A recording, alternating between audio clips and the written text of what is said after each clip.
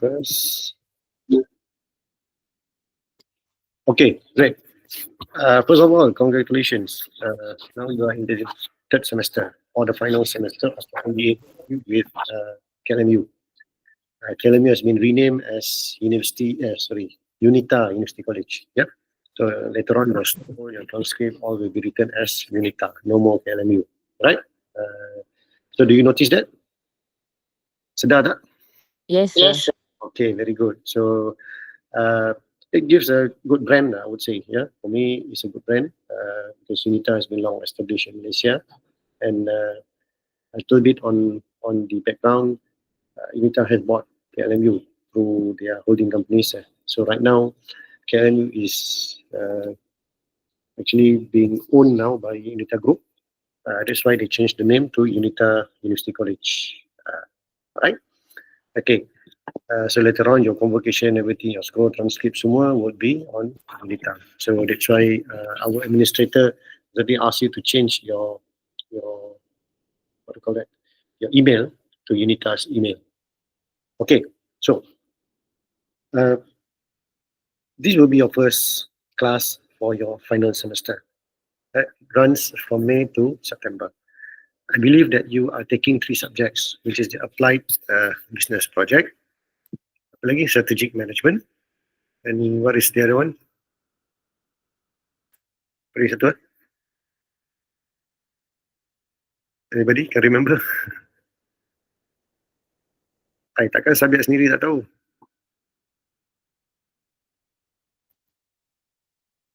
I think 2 subjects and 1 thesis project, right, sir? Yalah, satu project paper, alright. So you have 3 subjects, satu project paper, satu lagi strategic management. Entrepreneurship lab. Entrepreneurship lab, yes, okay. So technically, entrepreneurship and strategic management are the 2 very light subjects. So what I say very light subject because it doesn't involve any calculation.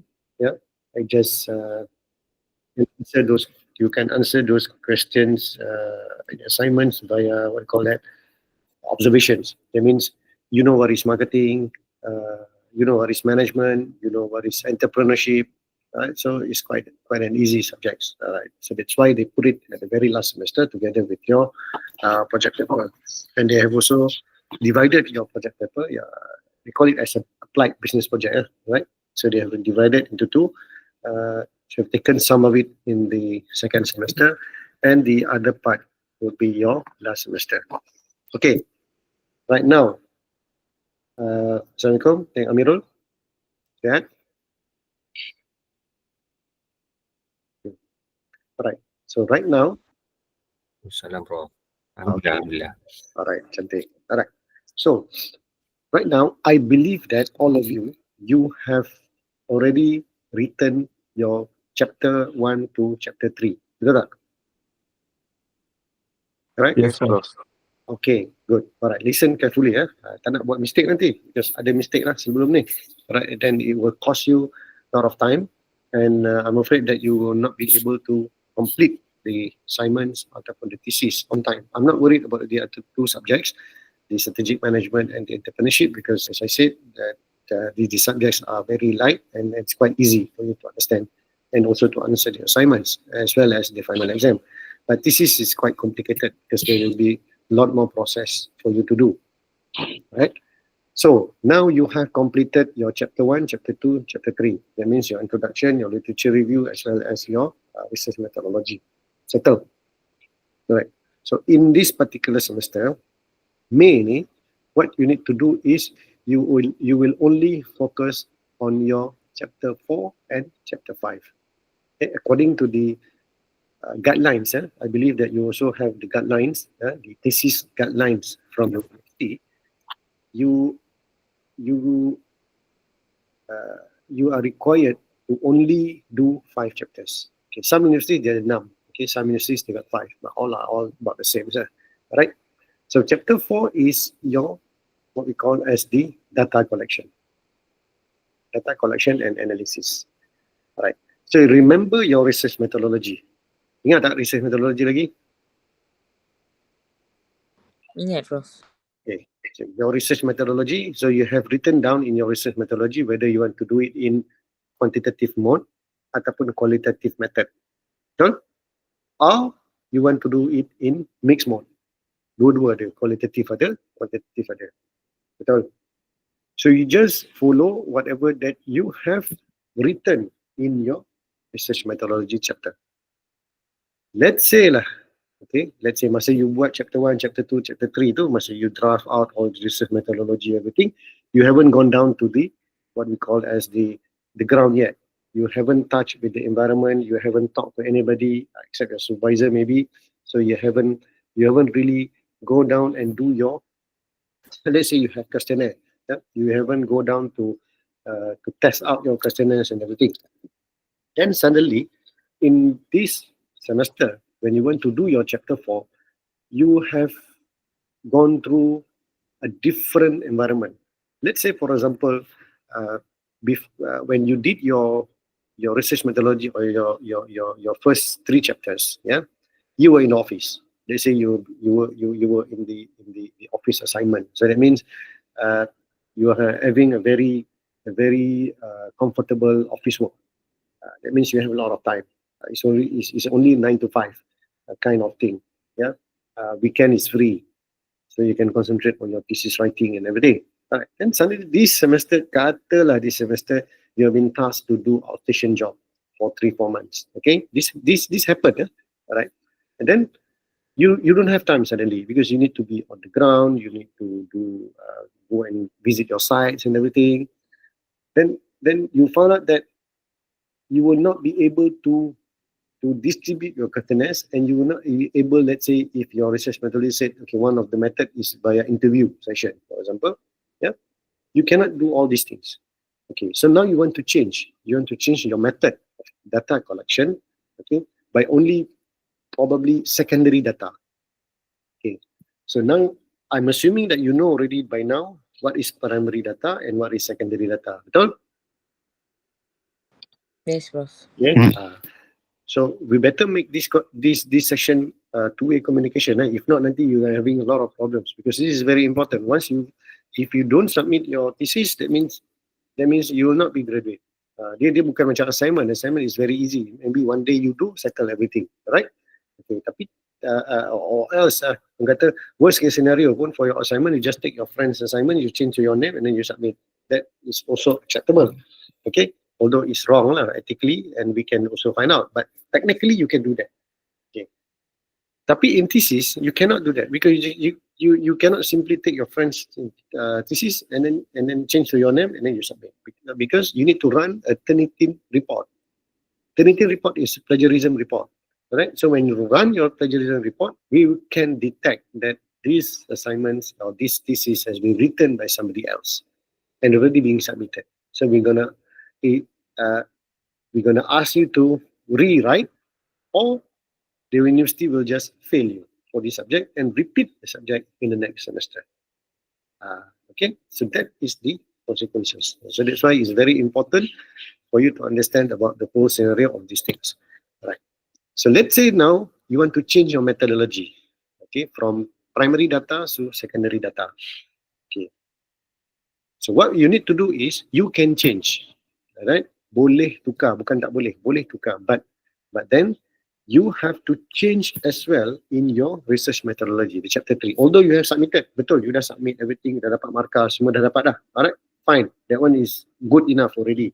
Markah tu dah memang tak boleh nak tarik balik.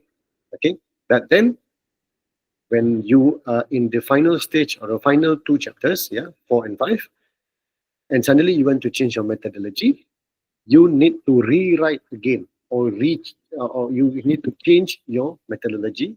Literature review sama, introduction sama, literature review sama. Okay, the only thing changes would be the literature, the research methodology, the way you want to conduct the research. Itu yang akan berubah. Okay. Then when you change your methodology dalam chapter 4 dan chapter 4 ni, right, in terms of your data collection, okay, and analysis, then you have to change as well in the chapter 3. Okay, faham? Faham, Prof. Okay. Faham tak? Okay, settle. You got one? Settle. Okay. Now, so now means that you are going to execute whatever that you have written in your chapter 3, the research methodology. Let's say you dah kata, okay, now I want to set up a questionnaire, right? I already set up a questionnaire. So now it's a questionnaire setting up session. Okay, after you have finished setting up, then you have to distribute to your sampling crowd, right? So bila you distribute to your sampling crowds, yeah, to your potential feedbacks, okay, potential feedbacks owners, I would say, the sample, okay, make sure that kalau katalah dalam you punya if let's say your supervisor before who mark your chapter 1 to 3 tu dia miss out, okay, some maybe you submitted late and whatever, okay, they miss out your point, okay, in terms of your sampling, yeah. Let's say kalau you kata, okay, now I want to do research in Klang Valley, okay, sepatutnya the supervisor will say that your sampling is too big, okay, and you cannot complete the sampling methods or the data collection within 4 months, right? Tapi dia miss out, so dia bagi you markah everything, so you pass out your applied business project 1, settle dah dapat markah. But then suddenly you realize that your sampling is actually Klang Valley, okay, so you kena narrow down. You can narrow down maybe to your own organization, ataupun you want to narrow down to a certain location. Let's say macam kata contoh, instead of Klang Valley, you use now Petaling Jaya. You use now maybe your own residence, your taman.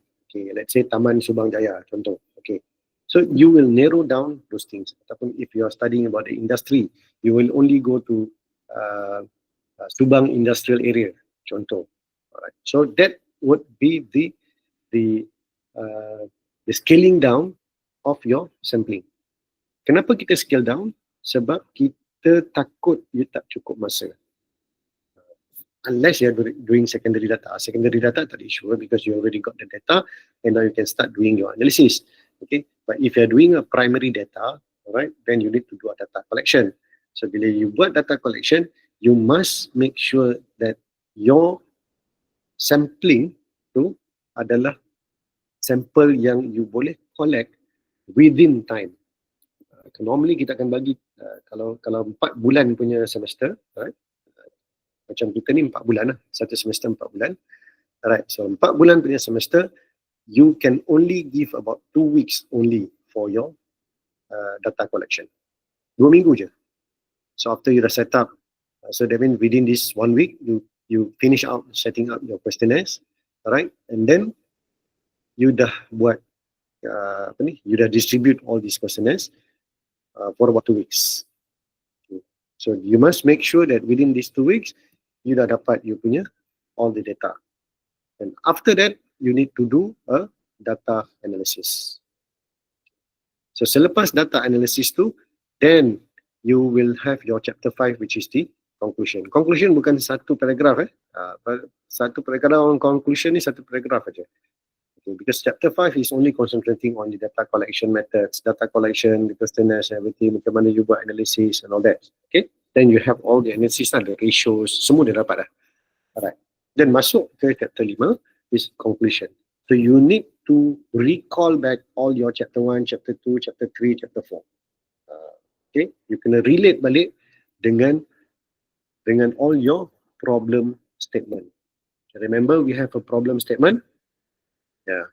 So your questionnaires must be able to answer your problem statement. Okay. Contoh, the problem statement. Okay. This is the problem statement. The highway, the plus highway, I'm going to JB. Yeah, I'm going to Johor Bahru. But then the plus highway is having a very bad traffic due to the accident. I must reach Johor Bahru in 2 hours. So that is my problem statement.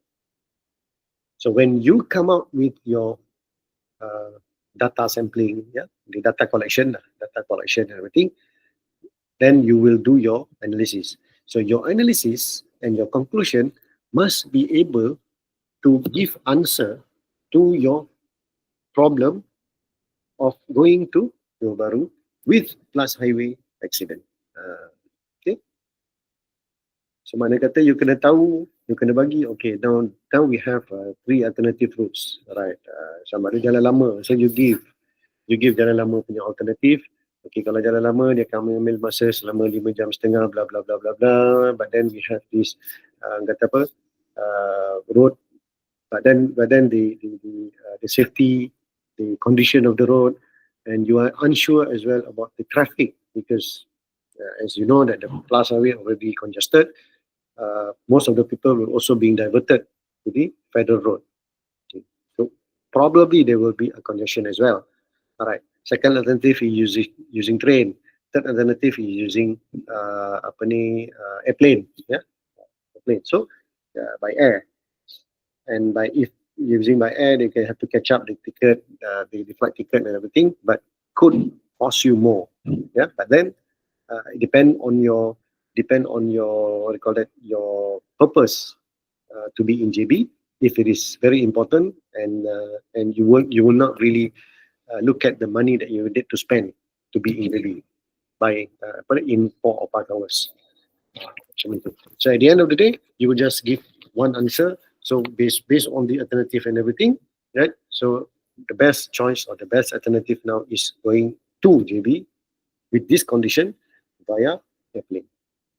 So that means the alternatives and everything would answer back your problem statement. Nampak? Kadang-kadang, okay, banyak yang saya baca, your problem statement lain, your solution lain. Ataupun your alternative, your analysis, semua tak tahu mengapu pergi ke mana. Alright? So dia tak salah tapi tak betul. Dia bukan tak salah. Dia tak salah tapi dia tak betul. Okay, understand what I mean? Okay, we will still can give marks because you have all those what you call it, the framework, everything semua dah ada. Okay, cumanya you tak menjawab soalan. Okay, tapi kalau di peringkat PhD, alright, later on this is level 7, so after this is level 8. Level 8 is PhD. In PhD, right, in PhD level, this will not be accepted. Your examiners, because we have final exam. Final exam tu kita panggil dia viva dalam PhD. Dalam PhD kita panggil dia viva. Alright. So in viva there will be an oral examinations. Okay, there will be 2 or 3 examiners. Okay, who will be questioning you about your thesis writing and everything. Dengan soalan your problem statement, your hypothesis, okay, your research questions, semua tu kena tanya. And then back to your analysis, they will try to relate all those matters. Dia akan jadi macam satu cerita. Okay, at the end of the day, we want the conclusion. That the conclusion will support or will answer your problem statement. Kalau dia tak dapat benda tu, they will ask you to rewrite. Ini kita kata sebagai major repair. Okay, major repair. Alright, so untuk yang ini sekarang kita kena ada buat presentation ke? Ini yang bagus pasal master tak ada presentation. Okay, that's why you are very lucky. For Unita punya MBA, dia tak ada presentation. You submit, will give marks. But then if you're not following whatever that you are already written in your chapter 1 to 3, especially your problem statement, research questions, everything, your marks will be very low lah. Pass, tapi probably B ataupun B minus, because this subject is very easy to get in. Very easy to get in. Yeah? Because I cannot dispute whoever marking your paper, they cannot dispute whatever that you have written because it's your research. How am I going to counter or how am I going to verify? Susah. As long as it's logical lah, macam saya kata tadi, DJB. Kalau you nak kata jalan kaki pun boleh. But does it reflects on the time frame given for you to be in JB? Because you need to be in JB in 5 hours. Kalau you jalan kaki bila you sampai? Probably besok, lusa lah. Okay, baru sampai. So it will not justify. Jawapan tu betul. Boleh jalan kaki, mengangkat pun boleh. Tak ada masalah pergi Johor Bahru. Tapi will it resolve? That is the research questions lah. Tadi problem statement kita nak pergi JB. Jalan highway jam. But to answer your research question as well, there will be a research questions. So soalan dia ialah melalui jalan mana yang lebih murah, okay, dan sempat ke kita sampai. Adakah penggunaan alternatif tu membolehkan kita sampai di Johor Bahru dalam tempoh 5 jam? So that means your answer is not really answering. Dia settlekan problem statement tapi dia tak menjawab research questions. Okay? Dia tak memenuhi kriteria research questions. Faham? Okay. So apa yang saya sebut ni semua you dah tulis dalam you punya introduction, you dah tulis dalam you punya research methodology, you dah ada problem statement, you dah ada research questions, you dah ada hypothesis, okay, you dah ada research methodology. Semua ni dah ada, tertulis. Refer back to your 1 to 3. Bila you buat chapter 4 and 5, you always refer back to your chapter 1 to 3. Okay. So now data collection, tadi saya kata, give out about probably 2 weeks cukup. Okay, maximum pun 3 weeks lah for you to get the data.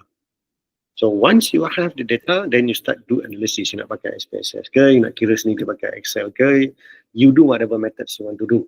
Okay, and the methods already being declared in your research methodology. Ingat? So that's why saya kata refer balik kepada your chapter 3 research methodology. Okay, you dah refer dah ke sana. You dah tulis dah dalam tu what kind of methods you want to use. So you use that particular methods.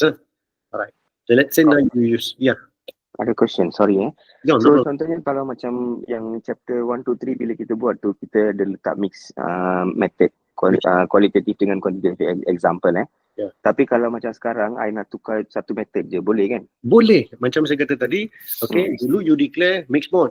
Mixed mode, kualitatif dan kuantitatif. Now suddenly you kata, malas lah you nak buat kuantitatif, you nak buat kualitatif saja. Alright. So boleh, you boleh buat kualitatif, but then remember to change your methodology in chapter 3 as well. In the research methodology dulu yang dah siap tu, you tukar balik. Tak kisah. Tak. Because right now we will what we do is kita akan baca balik keseluruhan daripada chapter 1 to chapter 5. Jadi yang apa kita buat tu, contohnya kalau kita dah tukar balik dalam chapter 4-5 bila kita buat sekarang ni, Prof akan refer to from the beginning. You memang takkan refer yang old one kan? Tak refer yang lama punya dah. Because lama macam saya kata, the old one already been marked, settled. One settled. Okay. That means you understand already, that one settled dah. Okay, so bila you buat sekarang ni, chapter 4 and 5 sahaja sepatutnya. If let's say you don't change anything in your chapter 1 to 3, then now you just continue for 4 and 5. Tapi kalau kata you nak tukar your methods, you nak tukar your sampling, you nak tukar your research problem statement, everything, still boleh. Even problem statement pun you boleh tukar. So whole thing kalau you nak tukar pun boleh. Tak sama lah kata contoh. Soalan tu langsung tak sama. Hari tu masa buat chapter 1 to 3, you nak pergi JB, ada masalah. Tapi tiba-tiba sekarang ni, you kata you nak pergi Bangladesh pula. Okay. Tukar. You nak tukar the whole thing. Boleh. But then, you kena tulis balik lah daripada chapter 1 to 5. The reason why university divided this into 2 is because they want to give students more flexibility and more time to prepare the project paper. Imagine dulu, first semester students, first batch students of this group. Masa tu kita masih lagi pakai old format, which is you need to do your project paper within 1 semester. So whatever it is, you write your chapter 1 to 5 within 4 months. 1 semester. Masa tu banyaklah student complain, tak sempat lah, itulah, inilah, apa. So, because you are all working adults. You are all busy people. Right? So, you tak sempat buat. So, that's why university, dia tukar, dia jadikan 2 semester. Now, that's why kita ada applied business 1, applied business 2. That is the same thing. Kalau you nak tukar the whole thing, pun boleh. Because what we'll do now, once you submitted, okay, then we will read back from chapter 1 to chapter 5. Okay, ini yang saya kata, you cannot just think about your own comfort zone ataupun you punya own keselesaan. Kenapa saya kata macam tu? Let's say now the due date is 30 September. Contohlah, okay, due date adalah 30 September. Suddenly you submit dekat kami 29 September. So we have only 1 day to read and give you marks. Okay. And it will not only you alone who is submitting or the students of this program. kita ada ramai lagi students. So kalau 10 orang submit 29 hari bulan, you imagine the examiner will need to read all 10 within one day. So there will be a chance that dia takkan read through, dia akan glance through sahaja. Glance through means dia akan cari yang penting-penting saja. Kalau you problem statement salah, research methodology tak research conclusion tak mengikut research questions atau tak menjawab research question, they will just give you a very bad mark. So that's why you at least you bagilah kita 1 minggu, okay, untuk kita baca juga. Kalau kata 30 September, you submit to us 20 September, right? Then we gonna have a good time to read all your materials, all whatever that you have written. You punya assignment you submit 29 tak apa.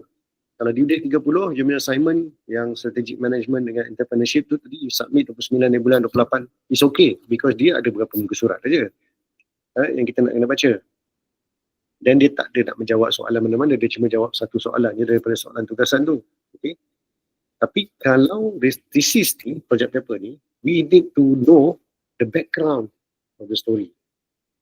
Dia macam baca buku cerita tau. We need to know from the very beginning. Apa yang you nak cuba sampaikan? Apa yang you kaji? Okay? Dan you jawab tak apa yang you cuba nak kaji? Apa saja yang you punya masalah sekarang ni, you jawab tak balik dalam you punya questionnaire? Adakah you punya question tu semua menjawab tak soalan-soalan ataupun dapat ke beri jawapan kepada semua persoalan yang ada pada kita punya problem statement dengan pada kita punya research questions. Right? So that's why when we don't have time, then that will reflect to a very low marks given to the students. Nanti you dapat B, you kata I spend so much time, everything. Betul, you spend so much time, but you don't give us time to read. Especially bila you tukar balik semua you punya penulisan. Habis you tukar. So itu lagi teruk lah. Alright, at least macam saya dah baca lah some of you punya chapter 1 to 3. So I know. Okay, so when I get your chapter 4 and 5, at least I can relate, I can recall balik whatever that you have mentioned in your chapter 1 to 3. Tapi kalau you tukar, then I need to read again from chapter 1. Itu akan jadi, that will take some time lah. Because you hantar kadang-kadang sampai berapa muka surat, 60, 70 muka surat, 50 muka surat. Right? You know, that will be around 30,000 lah, 30,000 words kan. So, banyak benda tu nak kena baca. Right? Especially bila baca tak faham. Alright? Okay. So now, after data collection settle, you need to do the data analysis, then use your whatever method to analyze your data. You dah dapat semua ratio, everything. Okay, now you go to your conclusion. So as I said, your conclusion chapter 5 ni, you go back to your chapter 1 to 3, you refer balik pada introduction apa semua tu. Okay, you recall balik apa. You can recall us back. That means you can repeat whatever you have mentioned in your chapter 1 introduction tu. Okay, you boleh lah repeat balik in summary. Okay, apa sebenarnya you nak kaji everything apa semua. Okay, then based on tu, then you masukkan literature review tu sikit, alright, maybe 2 or 3 quotations from the previous researchers mengenai jawapan-jawapan dia, soalan-soalan dan jawapan-jawapan dia sekali, alright, apa yang dia dapat, apa yang dia conclude, alright, and then baru masuk kepada you punya data sampling. Okay, then you letaklah apa benda yang you punya apa cabaran ke apa benda ke. Okay, probably you said that you are having a good sampling, okay, good response from the questionnaires and everything. Okay, then from the analysis, you buatlah, you kaji analysis tu, then only you come into your conclusion. Jangan terus-terus letak satu paragraph. Okay, based on the analysis that have been done in chapter 4, we found out that the road going to the alternative way, okay, or the alternative transportation going to JB is via airplane because it's cheap. Itu je dah. Okay, thank you, bye bye. That one is not acceptable. Right? Chapter 4 is the most crucial one. Okay. Then barulah you letak your limitation. Lepas tu ada lagi lah format dia panggil limitation lah. Limitation ni makna kata satu, you will declare that your sampling is only for It's only for, macam katalah pergi JB tadi kan, JB saya katalah saya pergi naik flight. So the limitation of the research is it's only using myself, satu orang sahaja punya sampel. It could be, okay, the best solution, okay, is now kata reflects on me. It doesn't mean that other people also would have a similar best alternative as mine. Contoh, okay, mana kata because probably the economic factor will take into consideration as well. Some people might say that, okay, fine, aeroplane is much faster and the best alternative, but I don't have money. So I have to use second alternative, okay, besides airplane. Okay, dia macam tu. So, itu limitation. Kalau you buat kat Subang Jaya saja, so we declare that, okay, this research is only applicable, right, to the Subang Jaya residents, right. It will have a different methods and a different solution and a different conclusion if we are doing it at other places. So probably nanti some researchers, okay, ataupun future researchers, bila dia buat benda ni, topik yang sama, masalah yang sama, tapi dia kaji pula dengan orang-orang yang ada di Tanjung Malin ataupun orang-orang yang ada di organisasi lain.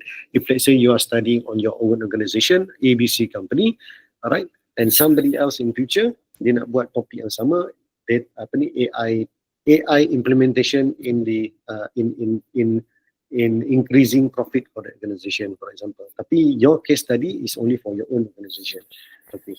So future researchers dia akan kata, okay, the same topic, the same title, which is the AI implementation in increasing profit for organization, but the case study is for XYZ company.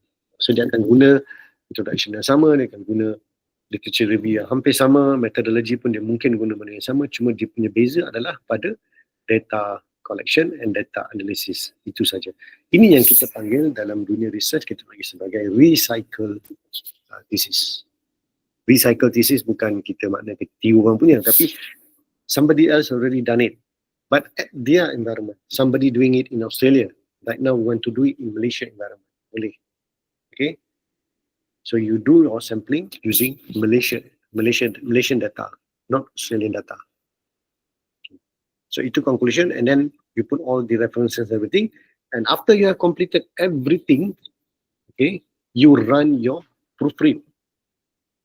Okay, satu sebelum you pergi kepada sebelum you pergi kepada grammatical error and everything, okay, you proofread dulu. Okay, you might get somebody to proofread. Kalau PhD level kita akan upah professional to proofread. Dulu kita punya kita punya kerja, kita punya penulisan. Okay, then when they do this proofreading, dia akan detect of the what they call that grammatical error ke apa benda yang dia rasa tak betul, so dia dah settlekan, and then only you finalize all those your writing tu from chapter 1 to chapter 5 tu, masukkan sekali, gabungkan sekali, okay, and refer back to your guidelines, the thesis guidelines. Right, siapa yang tak ada thesis guideline nanti, you minta dalam group. Nanti administrator kita akan bagi. Okay, di guidelines tu dia akan sebut title, dia punya font berapa, guna font mana, okay, and then macam mana you nak tulis dekat bahagian first page, macam mana nak tulis second page, alright, macam mana nak tulis references, macam mana you nak tulis your abbreviations, alright, and then macam mana you nak berapa indent, berapa dia punya spacing and everything, semua tu ada dalam you punya guideline. Okay, so bila dah jadi final besok, refer pada guideline, ubah ikut format dia, okay, ikut format dia exactly 100%. Alright, termasuklah acknowledgement, you can ada abstract kan nanti. Abstract is just summary of chapter 1 to chapter 5. Dalam satu paragraf saja. Abstract ni dia tak ada 2 paragraf tau, dia satu saja paragraf. Okay, jangan pecah 2. Satu saja paragraf, abstract. Abstract ni adalah ringkasan keseluruhan daripada chapter 1 to chapter 5. Okay, normally kita akan baca abstract lah dulu. Okay. Dan lepas daripada abstract, you dah settle everything, acknowledgement, everything semua dah ada, dah follow everything, dan itulah yang you submit as a soft copy dulu. Okay, submit soft copy sahaja. Alright, kenapa? Sebab kita akan bagi markah, right? Then we will pass your soft copy to the university for the second examiner to check. This is part of the quality control, part of the academic quality control. Right? So their own lecturers, the internal lecturers, okay, who is related to this subject, they will check as a second examiner. Once they said it's okay, yang markah yang diberi oleh first examiner ni okay, everything tak lari banyak, alright, then they will endorse mark in the Senate, the University Senate. Bila Senate dah endorse, then only lah markah tu akan keluar dalam kita punya result. Right. Bila dah keluar markah dalam result, then only you do binding. Binding pun you refer balik kepada guideline thesis, macam mana nak buat binding. Color kulit tu color apa, font dekat luar kulit tu nak letak apa, dia punya spine tu nak tulis apa, right? So you refer balik kepada guidelines. Then lepas you bind, lepas you print, you dah bind, okay, dah cantik, one copy send directly to university. Satu kopi sahaja. Okay, you may do 2 or 3 copies. Satu kopi you simpan kat rumah, because that it will be your precious asset. Bila orang tengok, oh, this is your own thesis, balik boleh refer, tunjuk anak ke, nak tunjuk laki, nak tunjuk bini ke, semua boleh, right? So you'll be proud of whatever that you have written. Okay, itu normally kita simpan satu kopi lah, our own copy. Macam kita simpan buku teks kat rumah, ataupun kita ada books collection in our house, so kita pun simpan lah sekali kita punya tu thesis, right? So satu kopi pergi ke university, and probably satu kopi lagi your own copy. So that will complete the process. Alright. So UNITA's convocation normally would be in November or December. Okay, kita tak dapat tarik lagi, but normally November, December macam tu. Okay. So kita habis September. So that means kalau you habis September betul-betul settle by October, you will be included in this year convocation. So you receive your scroll and everything, all the grand reception of the graduates. Yeah, somewhere in November, December this year. So that would be your process for the applied business project. Okay, now soalan.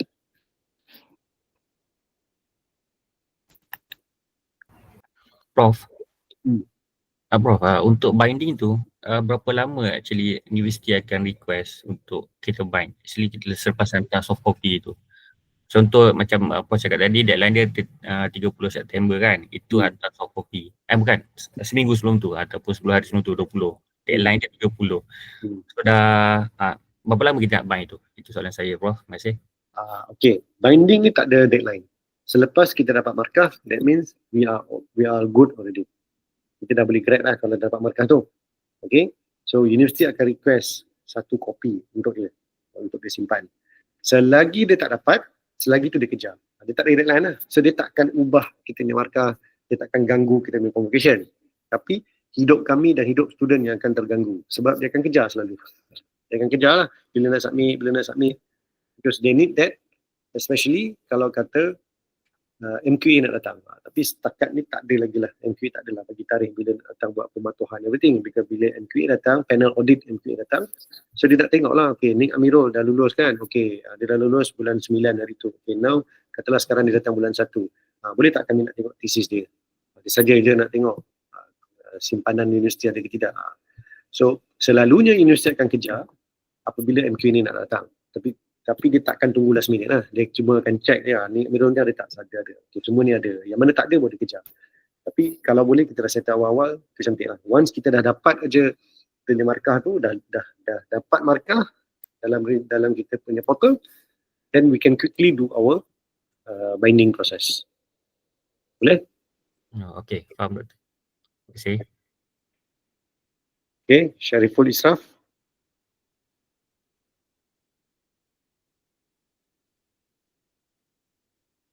Okay, anybody else?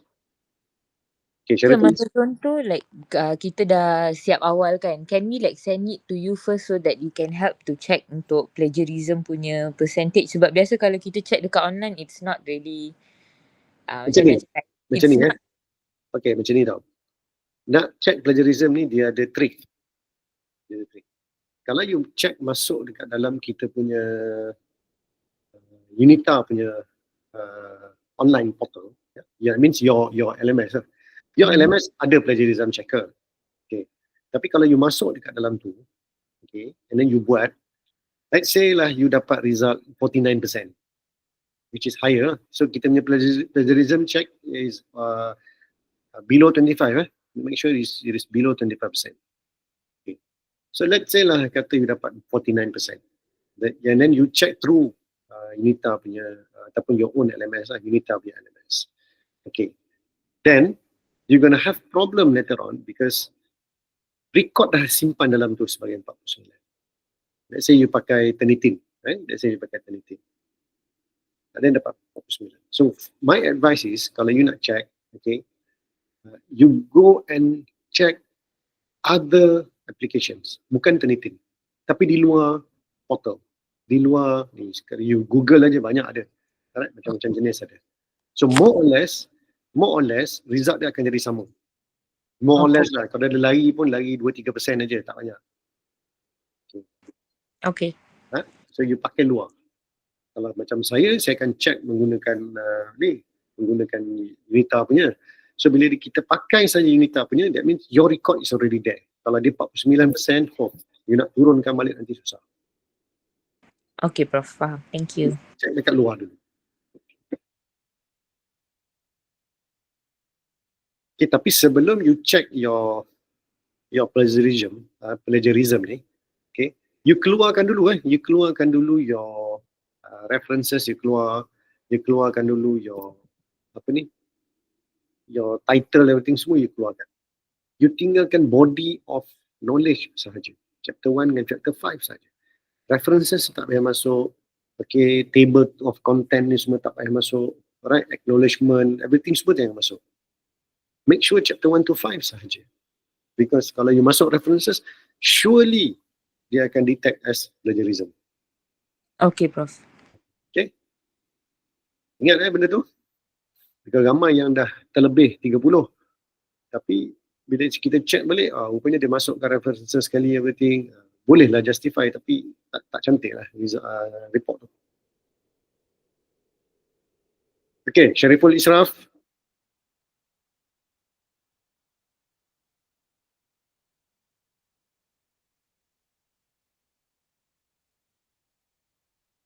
Okay, anybody else? Ada? Clear? So far so good, Prof. Okay, very good. Okay. So far so good. Okay.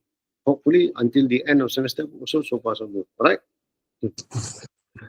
Okay. Syariful Israf, kalau mendengar session kita dah nak habis, okay, because ni pendek saja, dia tak ada apa nak bincang pun. Right? Tadi saya dah bagi semua penerangan.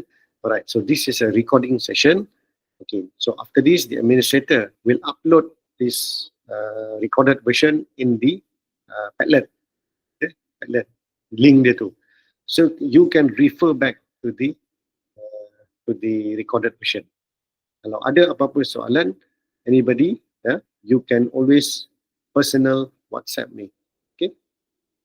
PM saya. Personal WhatsApp. Then I will answer according to your questions ataupun your concerns, whatever concerns you have, whatever questions and everything. Boleh?